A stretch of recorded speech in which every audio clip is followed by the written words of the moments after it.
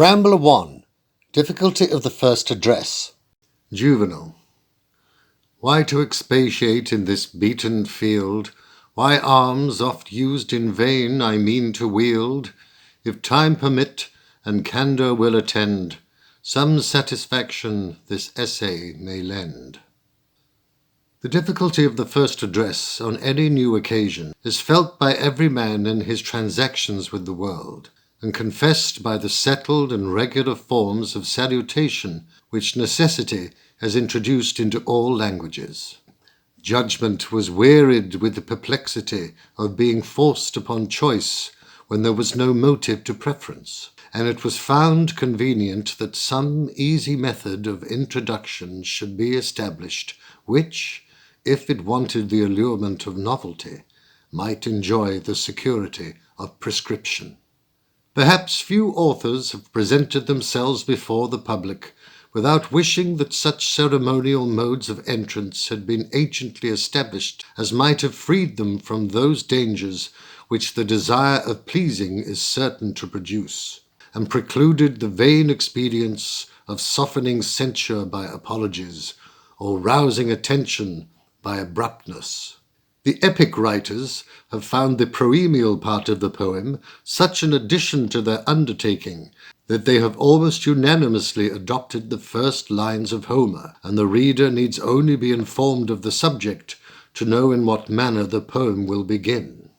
But this solemn repetition is hitherto the peculiar distinction of heroic poetry. It has never been legally extended to the lower orders of literature, but seems to be considered as an hereditary privilege, to be enjoyed only by those who claim it from their alliance to the genius of Homer. The rules which the injudicious use of this prerogative suggested to Horace may indeed be applied to the direction of candidates for inferior fame. It may be proper for all to remember that they ought not to raise expectation which it is not in their power to satisfy, and that it is more pleasing to see smoke brightening into flame than flame sinking into smoke. This precept has been long received, both from regard to the authority of Horace and its conformity to the general opinion of the world. Yet there have been always some that thought it no deviation from modesty to recommend their own labours, and imagined themselves entitled by indisputable merit to an exemption from general restraints, and to elevations not allowed in common life. They perhaps believed that when, like Thucydides, they bequeathed to mankind an estate for ever, it was an additional favour to inform them of its value. It may indeed be no less dangerous to claim, on certain occasions, too little than too much. There is something captivating in spirit and intrepidity to which we often yield as to a resistless power, nor can he reasonably expect the confidence of others, who too apparently distrusts himself. Plutarch, in his enumeration of the various occasions on which a man may, without just offence, proclaim his own excellencies, has omitted the case of an author entering the world, unless it may be comprehended under his general proposition that a man may lawfully praise himself for those qualities which cannot be known but from his own mouth, as when he is among strangers, and can have no opportunity of an actual exertion of his powers. That the case of an author is parallel will scarcely be granted, because he necessarily discovers the degree of his merit to his judges when he appears at his trial. But it should be remembered that unless his judges are inclined to favour him, they will hardly be persuaded to hear the cause.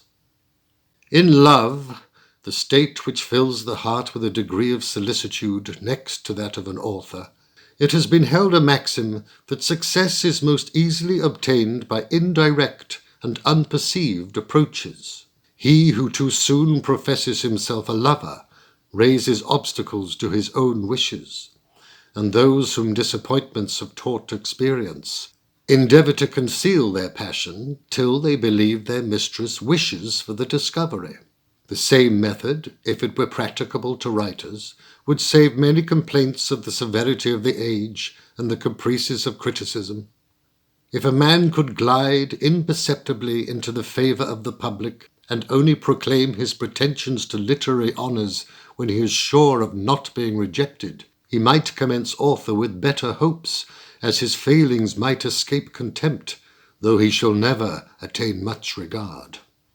But since the world supposes every man that writes ambitious of applause, as some ladies have taught themselves to believe that every man intends love who expresses civility, the miscarriage of any endeavour in learning raises an unbounded contempt indulged by most minds without scruple as an honest triumph over unjust claims and exorbitant expectations.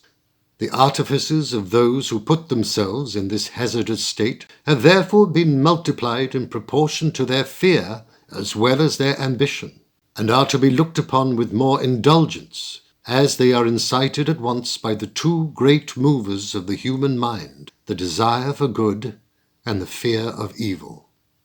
For who can wonder that, allured on one side and frightened on the other, some should endeavour to gain favour by bribing the judge with an appearance of respect which they do not feel, to excite compassion by confessing weakness of which they are not convinced, and others to attract regard by a show of openness and magnanimity, by a daring profession of their own deserts, and a public challenge of honours and rewards. The ostentatious and haughty display of themselves has been the usual refuge of diurnal writers, in vindication of whose practice it may be said that what it wants in prudence is supplied by sincerity, and who at least may plead that if their boasts deceive any into the perusal of their performances, they defraud them of but little time.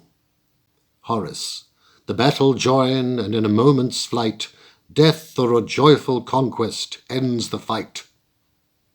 The question concerning the merit of the day is soon decided,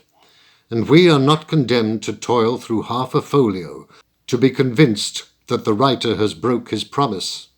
It is one of the many reasons for which I purpose to endeavour the entertainment of my countrymen by a short essay on Tuesday and Saturday, that I hope not too much to tire those whom I shall not happen to please, and, if I am not commended for the beauty of my works, to be at least pardoned for their brevity. But whether my expectations are most fixed on pardon or praise,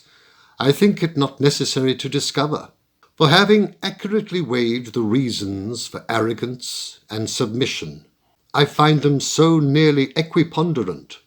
that my impatience to try the event of my first performance will not suffer me to attend any longer the trepidations of the balance.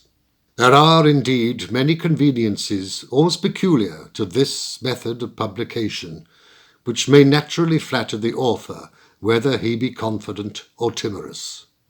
The man to whom the extent of his knowledge or the sprightliness of his imagination has, in his own opinion, already secured the praises of the world, willingly takes that way of displaying his abilities which will soonest give him an opportunity of hearing the voice of fame.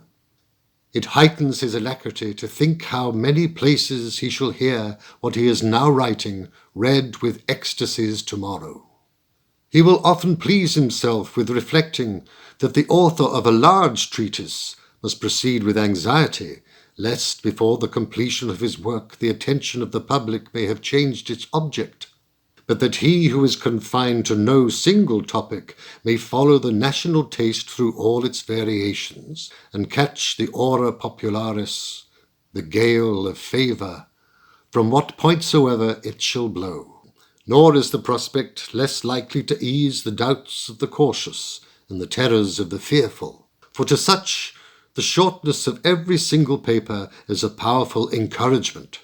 He that questions his abilities to arrange the dissimilar parts of an extensive plan, or fears to be lost in a complicated system, may yet hope to adjust a few pages without perplexity. And if, when he turns over the repositories of his memory, he finds his collection too small for a volume, he may yet have enough to furnish out an essay. He that would fear to lay out too much time upon an experiment of which he knows not the event, persuades himself that a few days will show him what he is to expect from his learning and his genius. If he thinks his own judgment not sufficiently enlightened, he may, by attending the remarks which every paper will produce, rectify his opinions. If he should with too little premeditation encumber himself by an unwieldy subject, he can quit it without confessing his ignorance, and pass to other topics less dangerous or more tractable. And if he finds, with all his industry and all his artifices, that he cannot deserve regard, or cannot attain it, he may let the design fall at once, and, without injury to others or himself,